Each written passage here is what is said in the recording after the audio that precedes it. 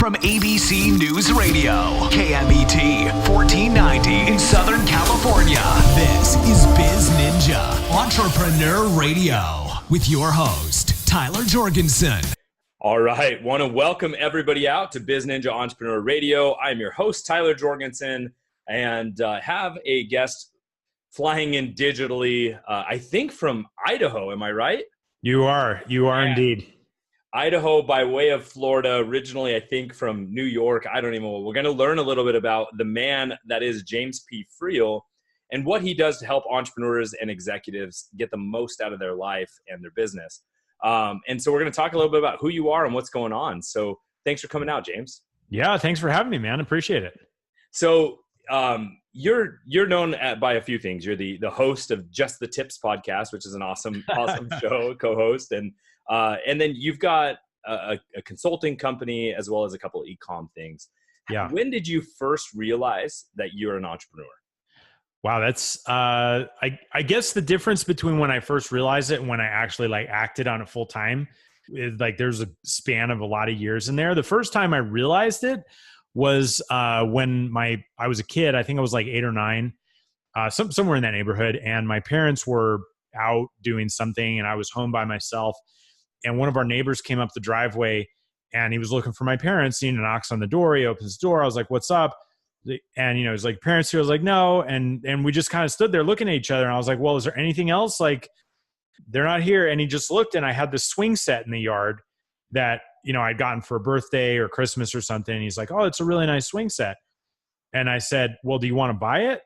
And he's like, "Oh, you're going to sell it?" And I was like, "Well, if you want it." He's like, "Well, how much do you want?" And I was like, "Well, just make me an offer." And so he wound up offering me $75, which I thought was amazing. And I wasn't really using the swing set anymore. So as he's driving down the road with this swing set, hanging off both sides of his pickup truck, my parents pull up the driveway and they're like, "What? Why did we just see him driving away with your swing set?" I was like, "Oh, I just sold it for $75." So I think that was the first time I realized that I, just sort of wanted to sell things and, capitalize on opportunities. So, and that your approach to situations was atypical, right? And that, yeah. And so, and then you said though, it took a while before you really started acting upon it. Going through schooling and that kind of stuff, did you follow a more traditional route? I did, very, very traditional route. So I actually I feel like there's a lot of conversation in the entrepreneur community about how, all entrepreneurs were C students, or they were had learning problems, or just bad in school. And the only thing that they could do in life was to become an entrepreneur. And I don't relate to that at all. I was a very good student. I actually loved school. I was good at it. I got A's and except for in music class, I got a D, which was an anomaly. And there's no reason I should be playing the drums now because of that. But so I did follow a very traditional route and wound up going to college to study aerospace engineering, and loved math, loved science, loved all these things. And I was just if I go and I get a really great education and then I get a great job, this is going to be my path to, success and wealth and everything else. And, I left school and I worked for some very, very large corporations, had some really amazing roles in those corporations. And then after being in the corporate world for 10 years and always sort of having a side thing going on, whether it was real estate investing or, some other sort of, income producing thing, eventually I was just I gotta get out of here. I gotta really pursue running my own companies full time. So that was 7 years ago that I left my corporate gig. And but it was a very traditional path before I made that leap. Nice. And so what was your first leap? Well, so again, I just sort of seized an opportunity. I was at the time, I was the head of digital strategy for HSBC Bank, which is a really big company. Yep. And I think at the time we had 330,000 employees. So that's actually more people working in that company than live in Boise, where I live right now. Just sort of put things in perspective. And sure. And I had teams all over the world, Asia and Europe and North America and everywhere. And I was doing amazing and, climbing the corporate ladder. My boss was the chief marketing officer of the entire bank. And I remember having this conversation with my grandfather, and I was just so excited. I was like 29 or 30 at the time. And he's like, "Oh man, you're really climbing the corporate ladder, aren't you?" And I was like, "Yeah." And then he just paused and he's like, "What if your ladder's leaning against the wrong wall?" I was like, "Holy, like really, dude?" All right. Well, Way like to sweep the leg. yeah, totally. But I knew deep down he was totally right. So I was sort of like thinking about it. And then I got to this point where my boss and I were in this conference room in London, and he looks at me and he's like, "Look, we want you to like move over here full time. We want to promote you. I want to eventually like groom you to take over my role and all these things." And I just looked across the table at him and I thought to myself, I can't imagine ever wanting your job. Right. If that's the next rung of the ladder, maybe it is the wrong ladder. Yeah. I knew beyond a shadow of a doubt. So he was kind of like, "Well, listen, you either do this or we're going to let you go in the next round of layoffs." And I was like, "All right, you know what? So be it. Let me go." So I got, took my severance package and then, trying to figure out, well, what do I do next? And I had relationships with many, many different outside companies and stuff at that point. So I found this one firm that was based out of Manhattan, and I said, "Hey, what if I came in as like, a partner in this company, but I only eat what I kill. Like, let me go out and let me start selling and like bringing in some consulting services." So I wound up, like, the very first thing that I did, I wound up selling millions of dollars in consulting services back to HSBC and other big companies. And I was like, okay, well, this is really cool. So that was how I made the leap. And fortunately, I like that. It's a little bit of a hedged bet, right? Like you gave it on commission, like hey, I'm only going to eat like what I bring in. However, I'm going to start with a little bit of a team behind me and an umbrella behind me, right? Yeah. To play, you played both sides' strengths, which sounds like, that's a nice way to start. Most entrepreneurs don't do it like that. They go and they hang their shingle, right? Especially in the service-based industry, right? They hang their shingle and they do every piece of the fight. What did you learn from that strategy and that kind of taking that leap that you now teach to other, entrepreneurs? Well, I think like you just sort of alluded to, planning is really valuable. And I don't think a lot of entrepreneurs really plan things well enough. I feel like it's almost, like applauded and praised to be the guy who's jumping off the cliff with no idea how you're going to land at the bottom.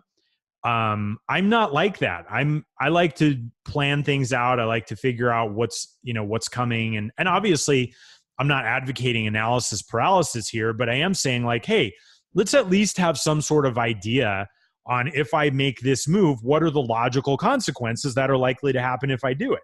Right. Instead of just like running into something with this like irrational amount of enthusiasm and then crashing into a wall. Like, I don't think that's like very intelligent. So, so I am a big advocate for helping people see, the different consequences and evaluating the different options and planning out where they're going with their business strategically, so that when they actually execute on things, more often than not, they get the results that they want and don't get blindsided by all the stuff that they don't want. And that's a big deal. So like, what blows me away is how many entrepreneurs start without even really knowing what it is they want. They don't know. They might have a nugget, right? Maybe they wanted freedom from their job, or maybe they wanted, to be more creative, whatever it was, but they didn't then think about any of the other steps or the big picture of, okay, now that you're your own boss, what are your goals for your company? What are your other, cause they're very, narrow focused, right? Yeah. What was, as you started doing that, that's not what you're doing anymore. What was your next step? Yeah. So, it's always one of these things where every crisis sort of presents a new opportunity. And I think that's the nugget of the entrepreneur, right? The crisis is an opportunity. That viewpoint is, I think, what sets an entrepreneur away and apart from the person who sees the crisis as the pit. Yeah. Right? Yeah. Well, like, what are you going to do? Like, you're going to stay in the pit? I guess Right. that's an option, but it seems like it's kind of a sucky one. And it does, but people accept that reality all the time. yeah, they do. I'm like, what are you doing? Like, just like use, I heard somebody say once, like, play the hand that you were dealt as if it was the one that you wanted. That's good. And I think that's really cool because, like, okay, well, there's a lot of stuff that we can't control. So why not just use the things that you have in front of you and turn them into something? And so for me, sort of that transition from then until now, that partnership that I entered into sort of fell apart, and we went our separate ways. Right. And then I was sitting there wondering, well, now what do I do? Right. So now I'm not selling back to, these big companies that I have, 10 years of familiarity with and, key relationships and all this other stuff. And the truth was, I had really gotten tired of the giant corporate bureaucracy and red tape and like all that stuff anyway. So along the way, I had, picked up one or two smaller consulting clients that I'd been working with, who were, running, multiple seven-figure size companies. And I thought to myself, I was like, is it possible that I could start working with more of these types of guys and still make the kind of money that I want to make and have the kind of impact and do the things that I'm really good at? Or is it like just absolutely necessary that I work with all these big giant corporations that I'm sort of sick of and feel like they're sucking the soul out of me? And so I had some great mentors at the time, and I started looking at buying companies. I started looking at, working with more entrepreneurial type companies. And during my process of looking to buy companies, I think I looked at like 200 plus companies over the course of like 9 to 12 months. And they all were like indentured servants. Like all the entrepreneurs inside of these companies were like indentured servants, like shackled to the business, couldn't go on vacation, like couldn't have the life that they really wanted, like all these things. Their marketing was horrible. Their systems were worse. And I remember I had this, I took a tour like of a guy who was selling a puppet factory. And I was like, well, he's making money. Like on paper, the business looked pretty good. And I asked him before I left, I was like, well, like, why are you even selling? Like the business, you're making, good cash after, expenses and like all this other stuff. And he's like, my little girl is growing up and I'm not getting to spend time with her. Right. And I learned two things from that. One, I learned that I didn't want to buy his puppet factory. And two, that was a really common problem that entrepreneurs were facing. And so a lot of what I'm doing now is really addressing how to liberate entrepreneurs from the company that they created in the first place, to give them freedom and give them income and give them all the things that they really wanted. But somehow or another, they lost their way and they wound up becoming a prisoner inside of this like highly paid job, which looks more like a hamster wheel. And it just, right. And it doesn't have to be that way, but most of them stay stuck there because that's where they think like how life is. So one would think that because the corporate ladder that you climbed was built on, digital services and advertising, marketing, that kind of stuff, that's the part you'd be helping. But if I'm right, you help more on the creating processes and systems within the company just to allow them to the entrepreneur to even like breathe a little bit. Yeah. So there's like a plot twist here in this story. Right. Okay. All right. So what I did after I said, no, I don't want to buy any of these companies because I don't want to become the next indentured servant. The next puppet maker. Right. The next puppet maker. And in the puppet. Yeah. I was like, man, it would be really scary walking around this puppet factory at night. Yeah. So I was like, I don't want any part of it. And so I did get back to my core, and I started running a full service digital marketing agency for smaller to mid-sized companies. And we were running traffic, we were building funnels, we were creating back-end automation, like all of these things that combine marketing and technology and like online sales and stuff. And what happened there was that company started growing so fast that I wound up getting stuck in that business. And I was like, holy mother of God, like, how did I do this to myself? And I was working 70, 80 hours a week. I had this gorgeous condo right on the beach, but like the closest I got to the beach was sitting on my balcony while typing on my computer, looking down at the people who are actually enjoying the beach. Right. And I realized like I had inadvertently created my own self-made prison. And, but I became really, really determined to figure my way out of it. So through a lot of trial and error, a period of where in 18 months, I hired and fired 6 operations people. Oh, wow. I tried every project management productivity software tool on the planet, like all these different things. And I finally just sort of like cleared the decks. And I said, you know what? Like going back to my engineering days, I was like, this is a complex problem. Let me figure out how to solve this. Like not just like thinking that some magic person's going to come by or some magic software is going to be the silver bullet that solves everything. And I wound up creating some frameworks that really helped me systemize my own business and get out of that cycle that I was in. I went from working 70, 80 hours a week down to like 20 to 25 with the same client workload. My team was happier. We're more productive. And I had no intention of teaching anybody how to systemize their business at that point in time. I just was like, I got to solve this problem. It was just built for you. Totally. And I just figured I'd just keep on moving along, building my marketing agency. And ultimately a few people here and there, kind of asked for my help. But the one that really got me to raise my eyebrows was Russell Brunson. And Russell at the time was, had just started ClickFunnels not that long ago. They had just cleared like the $10 million mark in annual sales. And he saw what I was doing and he's like, dude, I want that in my company. And I was just like, really? Like, it seems so obvious now that I figured it out. But yeah, now that you see it all, it's obvious, right? Of course, it always is. And so I helped Russell out and created a tremendous result for him. And then he started sharing it. And at that point, I would have had to be stupid to not turn that into something, because I realized between the buying the business, doing it for myself, helping Russell, all those things, I was like, getting stuck inside of your business is a predictable problem for almost every entrepreneur who's really trying to grow and scale. And so that's how we sort of pivoted. And I still have all the marketing stuff, but we only do it for companies that we own. We don't actually like do that as an agency service anymore. Yeah. So, I went through a little bit of a similar thing, except for all the ending parts, but where, I've been building my own, e-commerce stores and websites for a long time. And we started doing that for clients a little bit. And when we started doing it as an agency, I would reach out and I would talk to other people like, hey, what's your process? What's your intake? How are you managing it? Because I'm like, oh, there's got to be other people that have these amazing systems. And I found like, no, they're all just winging it. They're all just figuring it out. And I'm like, oh. And then I look at the system that I'd built and I'm like, man, my system, I'm frustrated by it, but it's light years ahead of what these other guys are doing, right?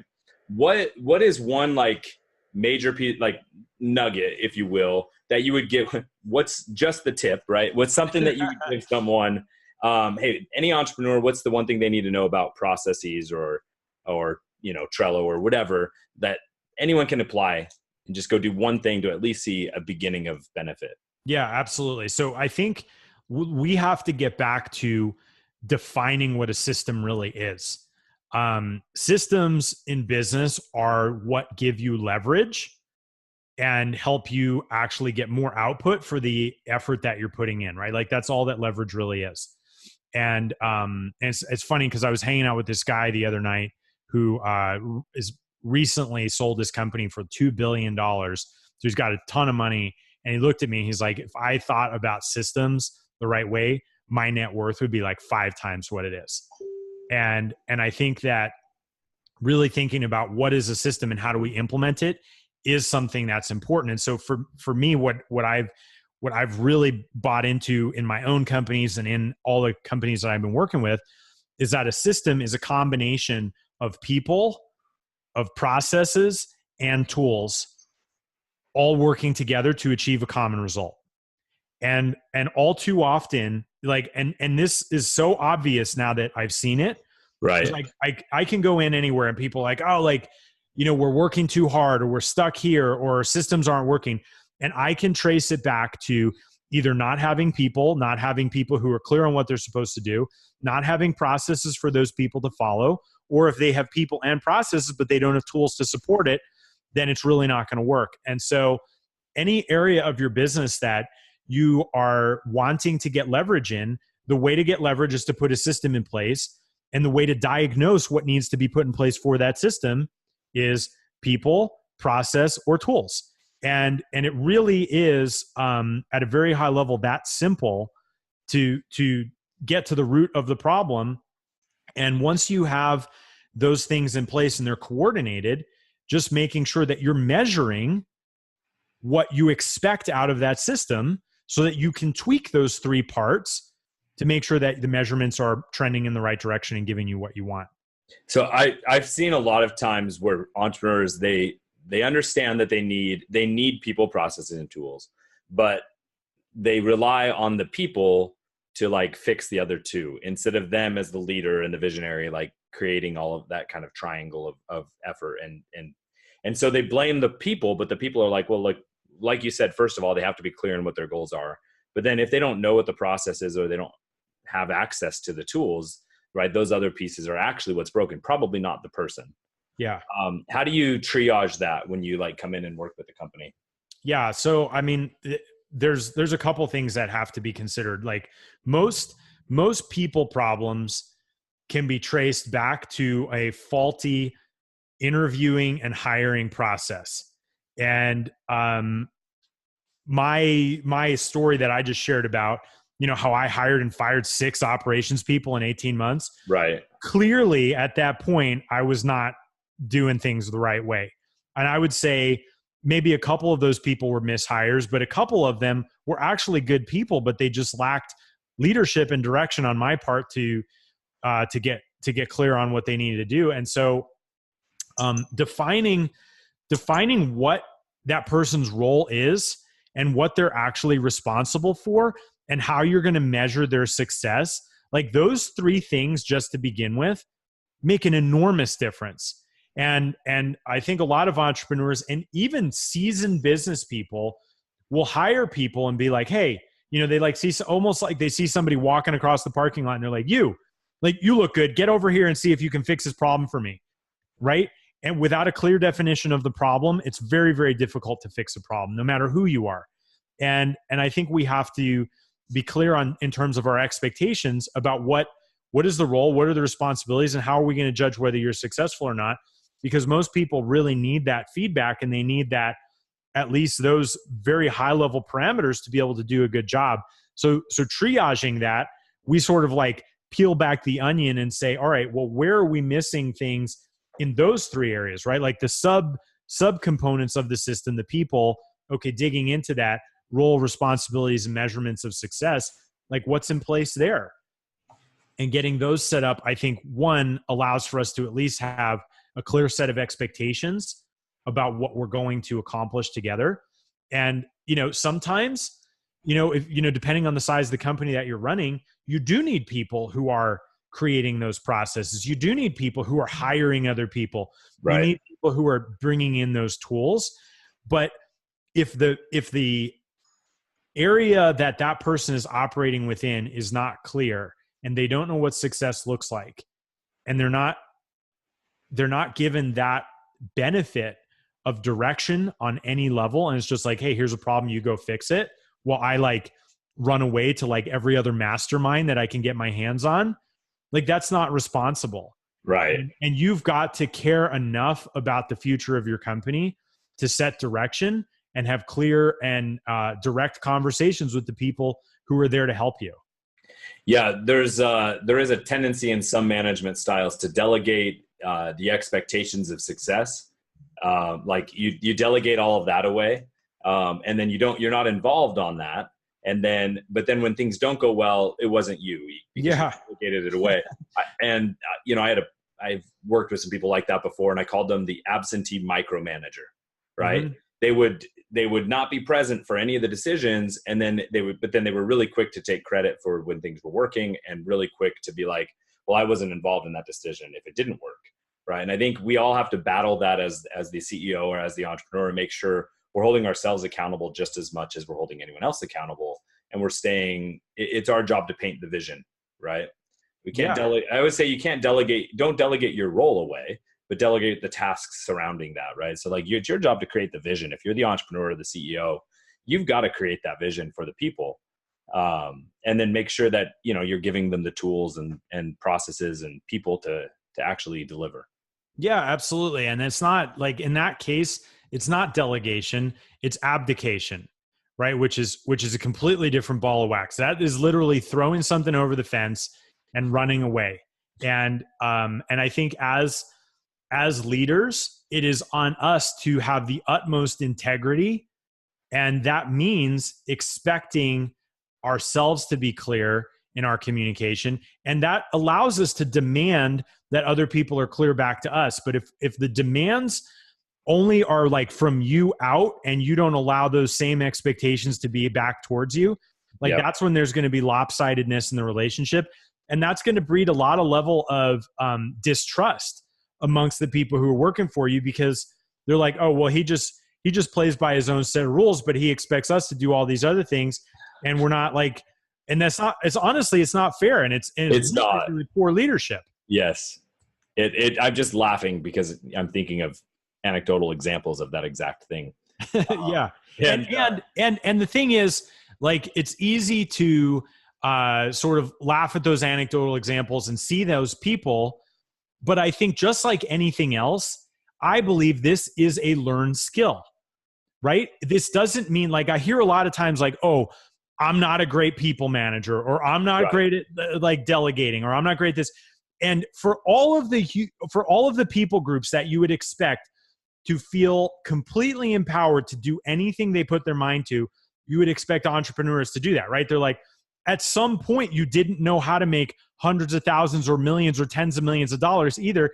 And yet somehow you figured out how to do that what you weren't born with that skill. Right. But people skills and the things that are associated with that somehow fall into some untouchable camp that, oh, I'm just not good at it. And I think that's kind of bullshit. And I'm like, well, you can learn. You don't have to become the best in the world at it. Right. But you can at least develop a skill set that enables that facilitation of great communication and goal setting and accomplishment inside your organization. Like, there's nothing stopping anybody from doing that.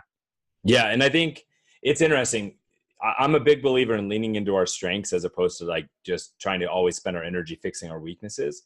However, there is that moment, there is the kind of like the core strengths that you have to have if you're going to run a business that involves other people.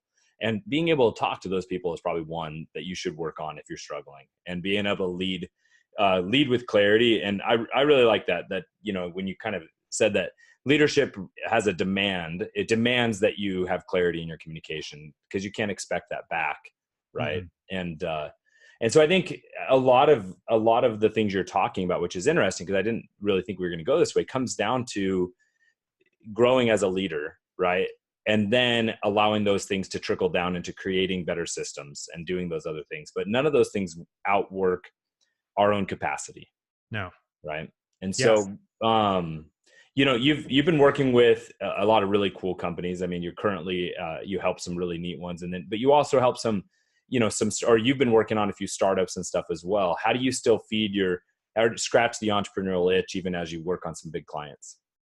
Well, I think for me, it's kind of like Jeff Bezos, right? So you read the letter that he wrote to his shareholders in 1997.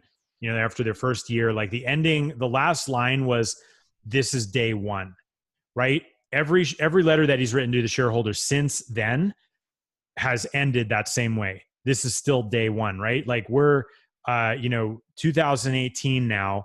And Amazon is just, crossed the $1 trillion mark, right? They're one of the only two companies in history to ever do that.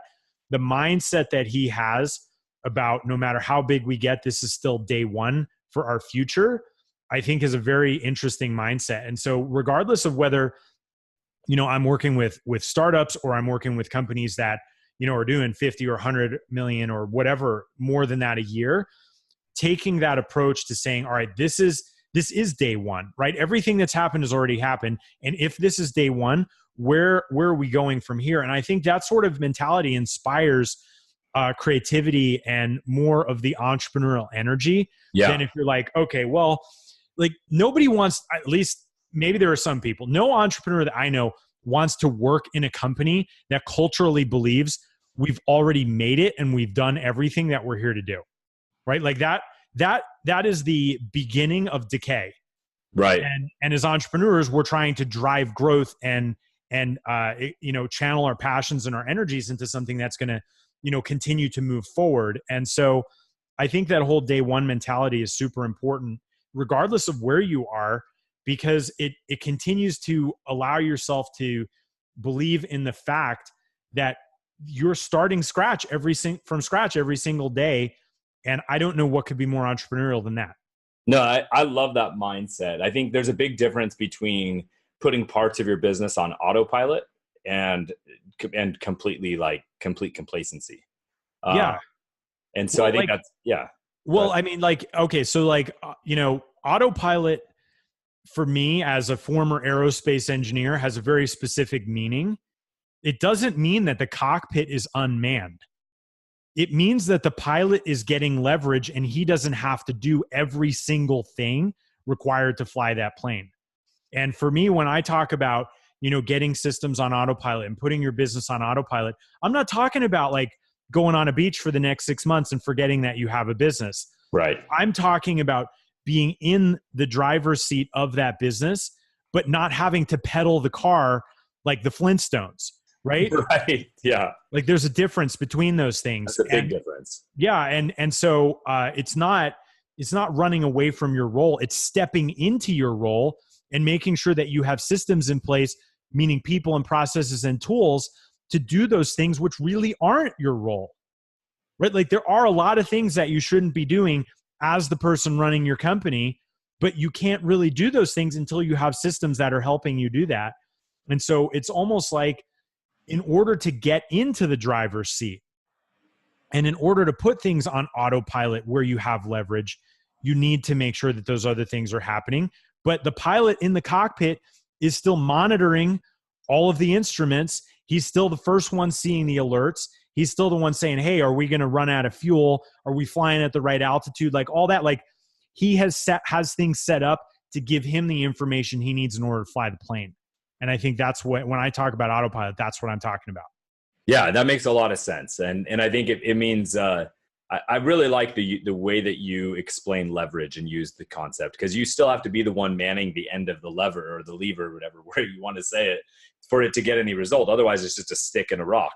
And but to me, business is we do it for the game sometimes. But it's also, for me, it's about eventually it's about lifestyle and building the life that we truly want. What's one major item on James P. Friel's bucket list, not work related, that you're going to do in the next 12 months? So we'll go back to Italy.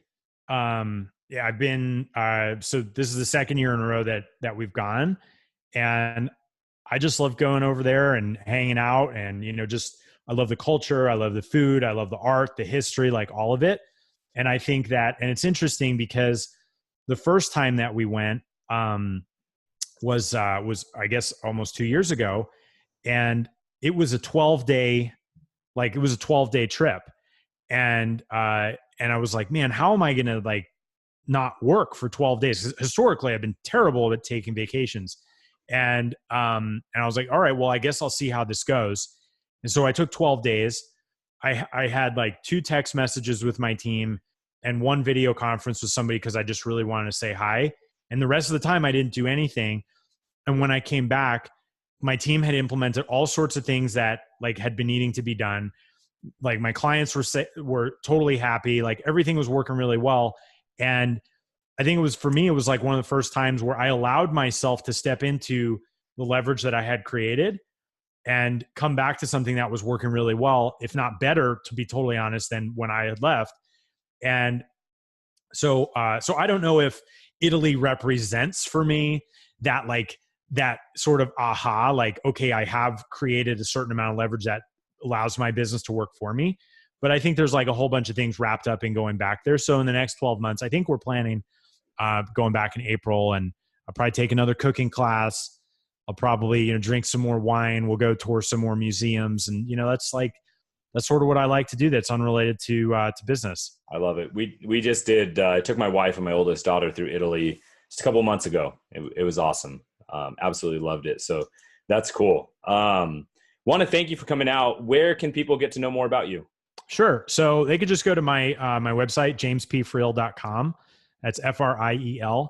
And they can check out everything that's happening there. So we've got, links to the podcast, just the tips. We've got, free downloads, training information, like all sorts of stuff like that. And I think that would probably be the best place if people want to continue the relationship past today.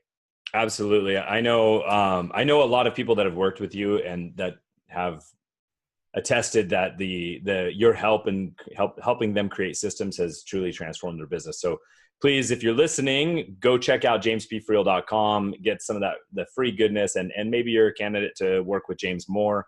You'll figure it out there. But James, appreciate your time. I know it's valuable. Thanks for coming out and sharing your story and some advice with other entrepreneurs. Yeah, Tyler, thanks so much for having me, man. This was a lot of fun. It's my pleasure. Now, my Biz Ninjas out there, wherever you're listening, it's your turn to go out and do something.